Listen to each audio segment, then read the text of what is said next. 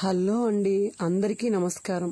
ఈరోజు చైత్ర పౌర్ణమి, చైత్ర మాసంలో వచ్చే పౌర్ణమి పూజ. నేను ఎప్పుడు చెప్తూ ఉంటాను కదా, పౌర్ణమి పూజ ఎలా చెప్తూ ఉంటాను. ఇప్పుడు ఎలా చేస్తున్నానో చూపిస్తున్నాను. మొదట ఆ స్థలాన్నంతా పసుపు రాసి శుద్ధి చేసుకున్నాను. నీళ్లతో కడిగేసిన తర్వాత పసుపు రాసి అక్కడ మొట్టమొదట ఎప్పుడు శ్రీరామ జయం రాయటం అలవాటండి. ఎందుకో అమ్మ చిన్నప్పటి నుంచి అలా చెప్పించింది. ప్రతిదానికి అలా రాయడం నాకు కూడా అలవాటైపోయింది. చిన్నప్పటి నుంచే వచ్చిన అలవాటు అది. శ్రీరామ జయం రాయకుండా ఏ ముగ్గు వేయం దేవుడు ముందు. అలా ఇది 9 చుక్కలు హృదయ కమలం ముగ్గు. మీ అందరికి కూడా తెలుసు కదండి, నేను ఎన్నోసార్లు షేర్ చేసి ఉన్నాను. 9 చుక్కలు పెట్టి అన్ని వైపులా 4 చుక్కలు పెట్టి ఆ తర్వాత అన్నిటిని సింపుల్ గానే కలుపుతూ ఉన్నట్టు కలిపి ముగ్గు అన్ని వైపులా గీతలు గీచి ఎర్రమట్టి వేసి పసుపు కుంకుమలతో అలంకరించుకున్నానండి. ఆ తర్వాత పీటని బాగా కడిగి దానిపైన కూడా పసుపు రాసి అటు తర్వాత తామర పువ్వు ముగ్గు, మామూలుగా వేసుకునే తామర పువ్వు ముగ్గు వేసి దానిపైన ఒక వస్త్రాన్ని పరచి ఆ తర్వాత నేను ఎప్పుడు మీకు చెప్తూ ఉంటాను కదా, పౌర్ణమి పూజకి అద్దంలో నేను చేస్తానని.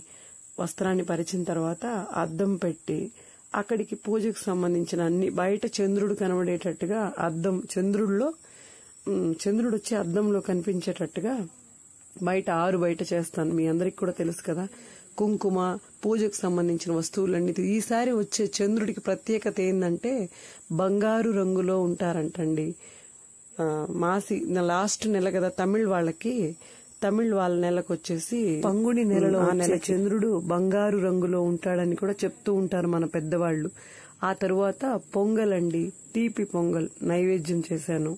అమ్మవారికి కుంకుమార్చనలో మొట్టమొదట గణపతికి పూజ, ఆ తరువాత అమ్మవారికి ధ్యానం, అందరినీ స్మరించుకుంటూ వసిన్యాది వాగ్దేవతలను స్మరించి ఆ తర్వాత మొదట లలితా సహస్రనామం ప్రారంభిస్తూ కుంకుమార్చన, సంకల్పం, కుంకుమార్చన అన్ని చేసుకున్న తర్వాత చాలా ఎప్పుడు చెప్తూ ఉంటాను కదండి, నేను చెప్పేదేం అతిశయోక్తి అయితే కాదు.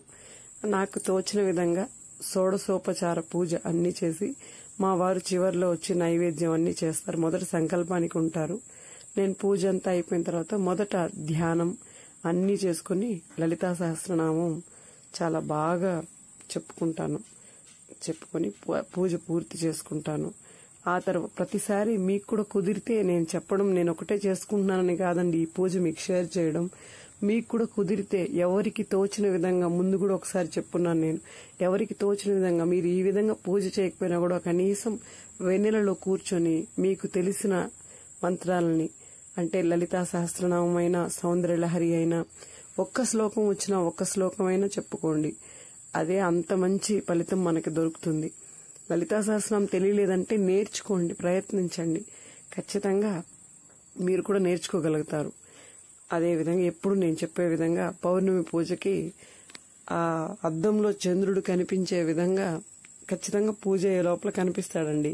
కనిపించే పిక్స్ కూడా నేను మీకు యాడ్ చేస్తాను చూడండి. మా అద్దంలో చంద్రుడు కనిపిస్తాడు. ఖచ్చితంగా ఒక 35 మినిట్స్ అట్లా పూర్తవుతుందండి పూజ.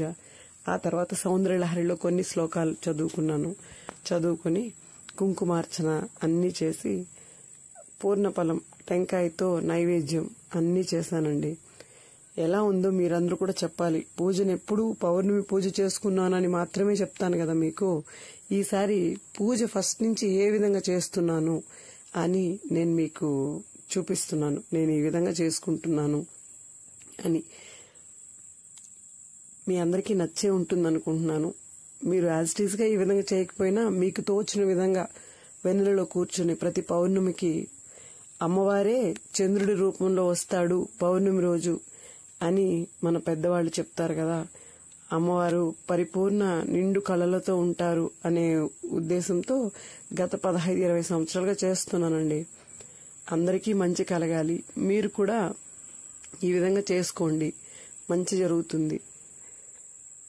మీ అందరికీ కూడా నా ఛానల్ నచ్చినట్లయితే లైక్ చేయండి, సబ్స్క్రైబ్ చేయండి మరిన్ని వీడియోస్ కోసం. థ్యాంక్ యూ అండి, థ్యాంక్ యూ.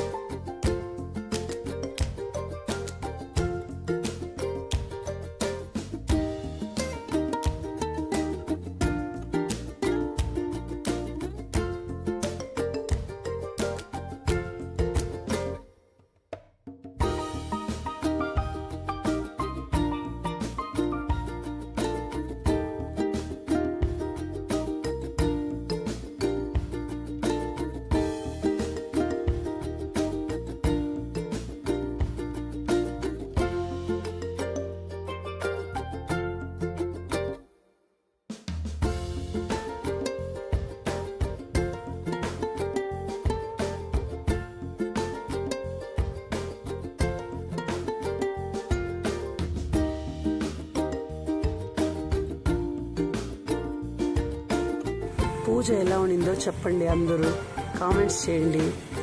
మీరు ఏమైనా సజెషన్స్ ఇవ్వండి. మీ అందరికీ నా ఛానల్ నచ్చినట్లయితే లైక్ చేయండి, సబ్స్క్రైబ్ చేయండి. Thank you.